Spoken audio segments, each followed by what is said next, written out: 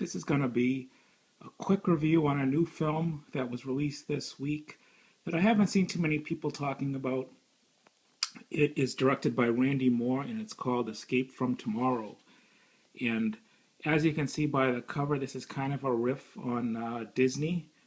And basically, what this guy did was last year he basically made a psychedelic type horror film while in Disneyland.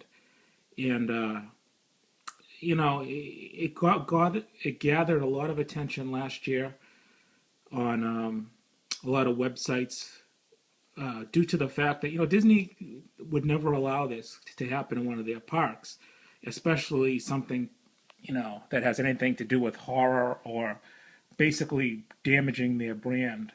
So the way this guy did it was he did it over a number of different visits. I think I read that he had an annual pass and went back like every week to do a little filming here and there and not look too obvious that he was making a movie or anything. He hired actors and actresses and different things, and he was able to pull this off.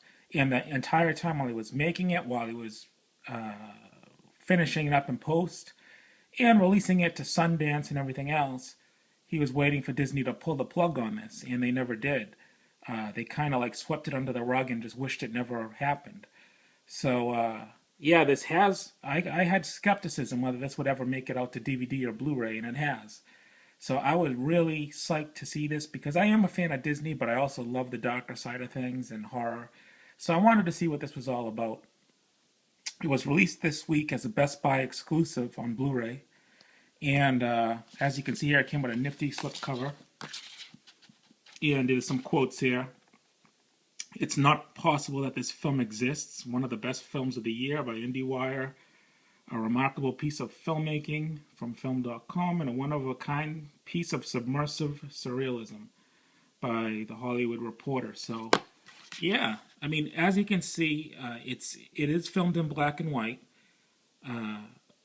But I really enjoyed this, and let me tell you a little bit about what's going on. First of all, I have to say, it's for anyone looking for a lot of gore or traditional horror. This is not it. This is more of an art film, in my opinion. It's more of a psychedelic type film, and yeah, basically. What I really liked about this was at the beginning, they had stuff. Anyone who's been to Disney World or Disneyland or actually probably Disney World, on the monorail, you hear that famous announcer saying his spiel about, stand clear of the doors and La Montaña Badaña, whatever in Spanish. All those things are kept in here. You see the parks from, you feel like you're there when you're watching this. They're riding on the rides there. They're, seeing familiar things that you've seen.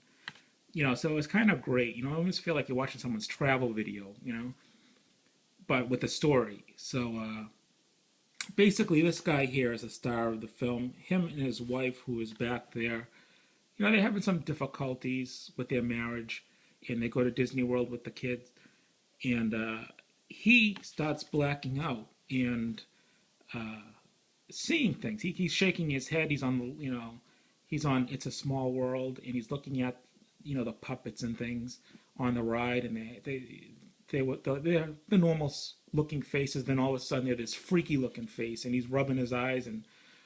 He keeps thinking he's seeing things, people getting stabbed or whatnot, and or a villain who turns to like real life or, stuff like that.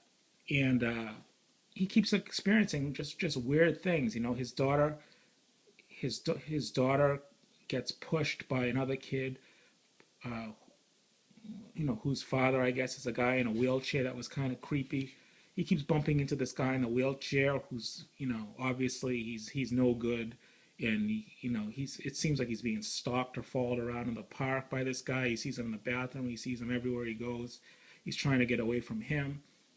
They take the kid to the infirmary there at the Magic Kingdom, which, I've actually been to myself with my kid.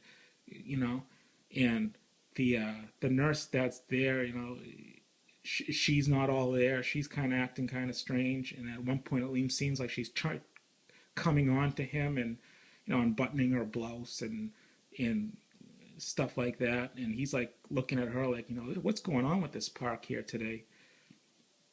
But yeah, so it follows them around the park. There he starts burying himself in alcohol, which isn't a good thing. And his wife is getting upset because he's starting to get drunk. He actually throws up on It's a Small World into the lagoon. But yeah, so basically, I don't want to get too far into this, but basically he's hallucinating and he thinks he's seeing something, and then there's a storyline where you know the person in the Disneyland infirmary says that there's a virus going around the park, and she's wondering if he has it, and basically, I mean, I'm gonna leave the plot line there. Yeah, I know I haven't given away too much of it, but I want to spend more time just talking about it. It is a great film. I enjoyed this. It's not for everybody. Like I said, if you're looking for a slasher movie or a gore fest, this isn't going to be it. This is I would say that this is something like you'd get on Something Weird video, just something weird and psychedelic. But if you have to classify something, what else can you put it under? But it was great. I really enjoyed it. This Blu-ray comes with a making of, which I haven't watched yet, an audio commentary with the director and cinematographer and the actors. Comes with the theatrical poster gallery and trailer.